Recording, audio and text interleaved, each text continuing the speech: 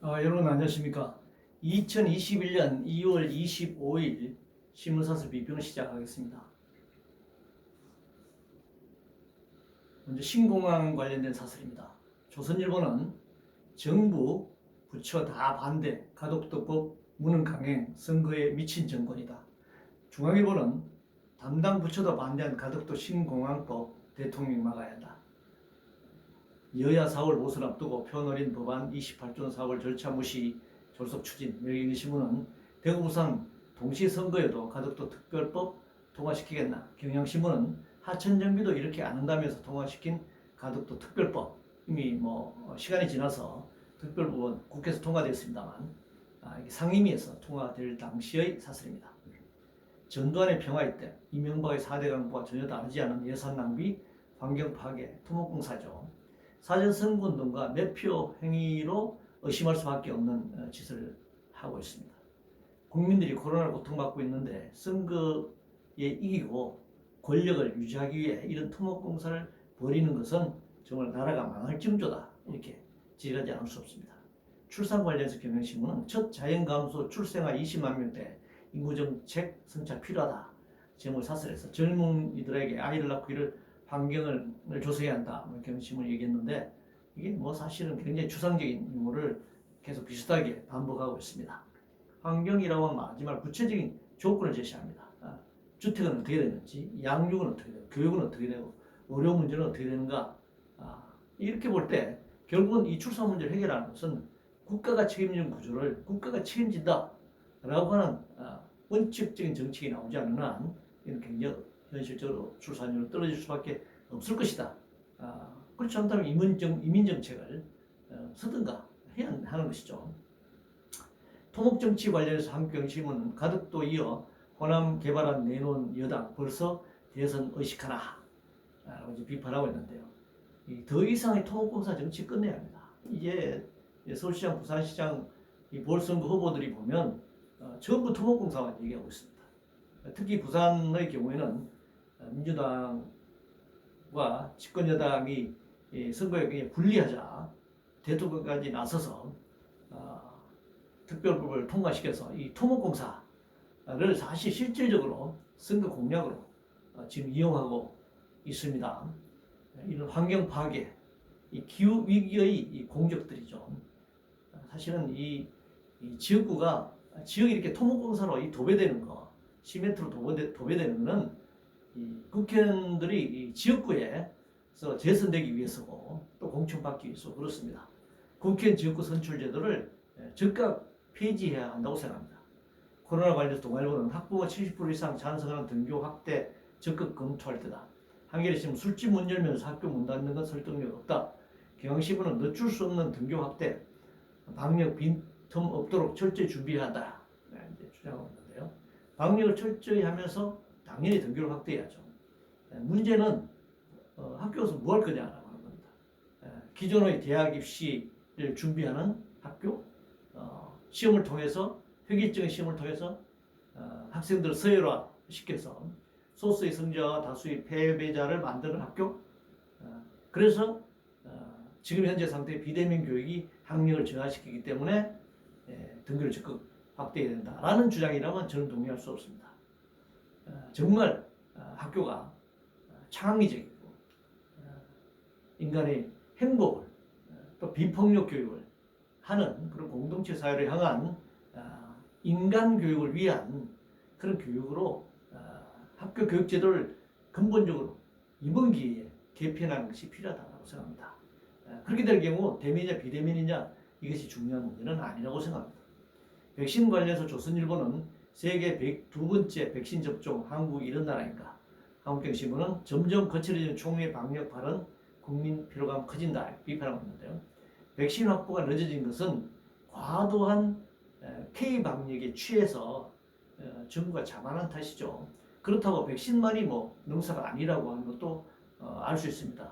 이스라엘이 국민 50% 이상의 백신을 맞췄는데 결국 신규 확진자가 수천 명이 늘어나고 있다는 거 아니겠습니까? 코로나인들 그것이 물질이냐 생명이냐 논란이 있지만 만약 그것이 어떤 존재, 자기가 어떤 존재, 생명이든 아니든 존재라고 하면 그 존재라고 하는 것은 자기가 살아남기 위한 변신을 하겠죠. 백신을 맞았는데 변종 발효가 생겨버리면 그 백신 효과는 없는 것입니다. 지금이라도 조속히 준비하는 것은 백신은 백신대로 접종을 하되 어떤 상황에서도 코로나 감기가 발생할 수밖에 없는 치료제를 개발하고 확보해야 한다는 것이고, 그리고 의료 시설을 갖춰야 한다는 것이고, 의료진을 확보해야 되는 것입니다. 코로나도 이 독감이나 풍토병처럼 자리 잡고 있다라고 하는 것을 전제로 공공의료 시스템을 구축하는 것이 필요하다. 적자적인 대응만으로는 이 문제를 근본적으로 해결할 수 없다고 생각합니다. 다름에 대해서 매일경신문은 2030의 영웅 이적이 말하는 너만의 다름을 억압하는 사회 제목에서 보수와 진보가 서로의 역할과 권리를 인정할 때 민주주의는 가능하다. 참 좋은 말을 했습니다. 매일경제가 이런 굉장히 인문학적, 철학적 사설을 썼는데요.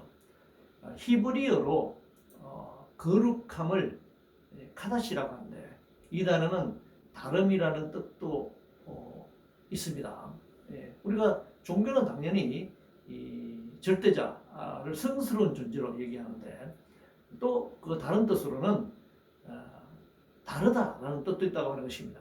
그것은 이 원수를 사랑하라라는 말이 있듯이 나와 전혀 다른 존재를 받아들이고 사랑할 수 있는 것, 그것이 또 하나의 성스러움일 수 있는 것 아니겠습니까? 그런데 지금 우리 한국 사회에서 보수와 진보라고 할 때 이것은 굉장히 구분이 잘못된 것입니다. 사실 한국 사회에서 보수와 진보를 언론을 세게 되고 있는 것은 극우 보수와 보통 보수일 뿐이죠. 그 사실은 민주당 같은 그런 더불어민주당 같은 이런 정권도 진보로 포장되고 또 극우 보수에서는 민주당도 좌파라고 얘기하지 않습니까? 그래서 이 진정한 진보, 진정한 좌파가 배제되고 있는 이 이념적 분류법 자체가 문제라고 하는 것입니다. 노동이사제 관련해서 매일경신문은 반대 의견 무시한 경산호의 이러고도 노사정 합의기구인가? 라는 제목의 사설에서 공공부문에 노동이사제 도입하는 것을 비판하고 있는데요. 민간부문을 대표하는 경영계가 공공부문의 노동이사제까지 반대하는 이유가 뭘까요? 민간부문으로 확대될 것을 우려한 반발이겠죠. 유럽의 경우 노동이사제가 도입된 지 이미 오래전 일입니다. 그리고 수적으로 노동이사제가 무슨 3분의 1의 과반수가 되는 것이 아니라 1명 내지 2명입니다. 그렇기 때문에 이 결정으로 가질 수 있는 정도도 아니죠. 사실 들어가면 그 논의 구조를 감시한다든가 아니면 의견을 제출한 정도에 불과한데도 불구하고 이 노동이사제를 반대하는 것은 시대 흐름에 역행하는 것입니다. 오늘날 주주자본주의 하에서도 주식 소유를 가진 자, 주주들만이 회사에서의 권리를 행사해서는 안 된다라고 하는 것이 계속적으로 그 주장이 커지고 있습니다. 노동자, 소비자 등 이해 당사자들의 권리가 보장돼야 한다. 주주자본주의가 아니라 이해 당사자 자본주의 체제. 자본주의를 인정한다고 하더라도 주주만이 모든 권력을 독점하는 그런 것은 안 된다라고 하는 것이 오늘날 그 자본주의 이후 사회를 바라보는 많은 학자와 많은 사람들의 주장이기도 합니다. 개인정보 관련해서 동아일보는 개인금융정보 한데 모아서 보겠다는 금융위 빅브로더법이라는 제목의 사설에서 한국은 총리는 23일 국회 기재위에서 금융위원회가 추진 중인 전자금융거래법 개정안을 빅브로더법이라며 재차 비판한 것을 사설로 쓰고 있습니다. 전자금융거래법상법에 보면 한국은행과 금융위원회가 금융기관에 대한 관할권이 서로 있습니다. 따라서 충돌한 지점이 발생할 수 있습니다. 그러나 그 점은 조정해 나가야 되겠죠. 그러나 가장 중요한 것은 개인정보가 보호돼야 한다는 그런 원칙에서 출발해야 한다고 생각합니다. 조세 관련해서 한국경신문은 기업 부자만 쥐어짜는 세제로는 복지 지속 불가능하다. 문화일보는 나라 및 기업 펑펑 쓰더니 정세로운 본물 경제 더 망칠 건가 라고 비판하고 있는데요. 여기에서 2019년 기준 전체 세수 중 재산세 비중은 OECD 3위이고 법인세 비중은 OECD 평균치의 1.5배 이상, 법인세는 상위 1%가 전체의 78.4%를 부담하고 있고 근로소득세와 종합소득세는 상위 1%가 전체 소득 세금의 41.6%를 차지한다고 하는 것입니다. 강론적으로 숫자 들어만 하지 말고 전체적으로 조세 부담률이 어떻게 되느냐 하는 문제인데 OECD 평균보다 우리나라 조세 부담률은 낮습니다. 그리고 재산세와 보유세 부담 비중이 상위 소수에 집중되어 있다. 이것은 그만큼 우리 사회의 부가 소수에게 집중되어 있다는 것을 반증하는 것입니다. 그리고 근로소득세 면제율이 높다. 노동자들 근로소득세 면제율이 굉장히 높다. 라고 주장하고 있는데 이것은 이 세금조차 낼 수 지금 낮은 소득에다가 세금까지 내면은 생계를 유지할 수 없는 상황이기 때문에 세금이 면제되는데 이 세금조차 낼 수 없을 지경에 처할 정도로 수탈당하고 있다는 것이죠. 이 빈부격차와 양극화가 그만큼 커졌다는 것을 의미하는 것입니다.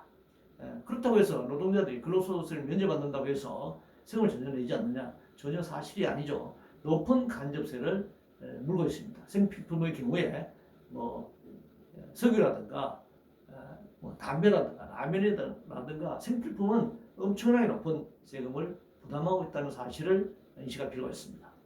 수사 관련해서도 말고는 중수청 속도 조절 주문에도 내 갈 길 간다는 여당 강경파라는 제목을 사설해서 중대범죄수사청 중수청 설립을 해서 검찰에 남아있는 부패 경제 6대 범죄에 대한 직접 수사권을 넘기는 작업에 속도를 내고 있다. 문화일보는 검찰 수사권 없애는 정권 방탄용 수사청 입법 적으라 이렇게 지적하고 있습니다. 뭐 검찰 개혁이든 검경 수사 분리든 권력형 비리를 수사할 수 있는가가 관건이죠. 현재는 공수처든 중수청이든 뭐 권력형 비리를 수사하려 든다면 다시 이 정권이 권력이 개혁의 이름으로 압력을 할 것입니다. 수사기관의 기관이 권력으로부터 어떻게 독립할 수 있을 것인가?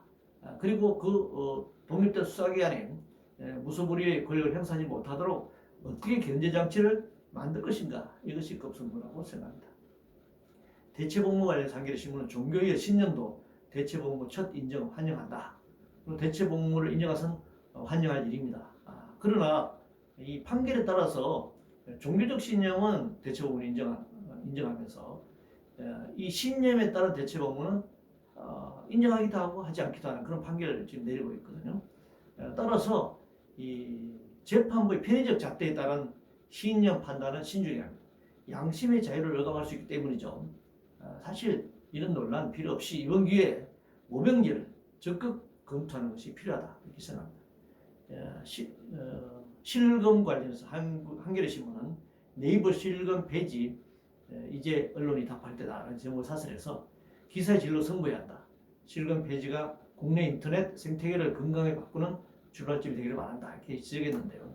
진로 선보여야 한다. 이건 굉장히 원칙적인 주장입니다.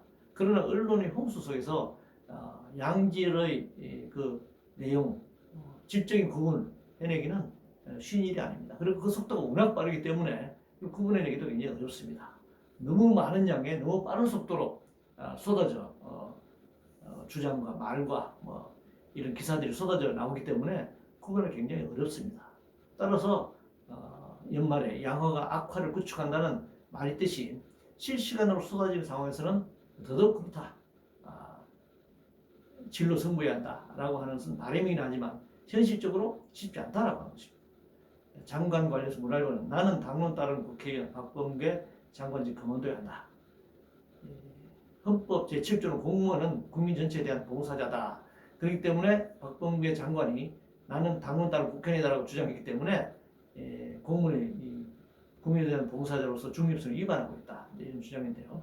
정부직 공무원은 사실상 정치인이기 때문에 헌법 7조 지키지 않습니다. 그들은 정치 권력을 가지고 있기 때문에 탄핵 등 특별한 상황에 몰리지 않는 한 처벌받지 않죠. 지금처럼 국회의원을 겸한 장관이 그런 태도고 그걸 드러내고 한다면 아예 대통령제를 의원내각제로 바꾸는 것이 옳다 이렇게 생각합니다. 탈북 관련해서 조선일보는 탈북민이 국군을 구원자 아닌 북한군처럼 인식하다니라는 제목을 사설해서 국방부 장관이 확인한 바에 따르면 북남성이 군투수로 들어가면 다시 북으로 돌려보낼 것으로 생각했다 이렇게 이제 답변한 데 대한 비판인데요. 경기에 실패한 책임을 탈북자에게 돌리는 것처럼 보이네요. 탈북하는 사람이 그 정도의 정보도 없이 삼엄한 경계를 뚫고 남쪽으로 올 수 있었겠습니까? 국방부 장관의 국회에서의 이런 답변은 굉장히 자의적이고 국방부의 책임을 면피하려는 그런 주장이 불가하다 이렇게 생각합니다. 이상으로 2021년 2월 25일 신문사설 비평을 모두 마치겠습니다.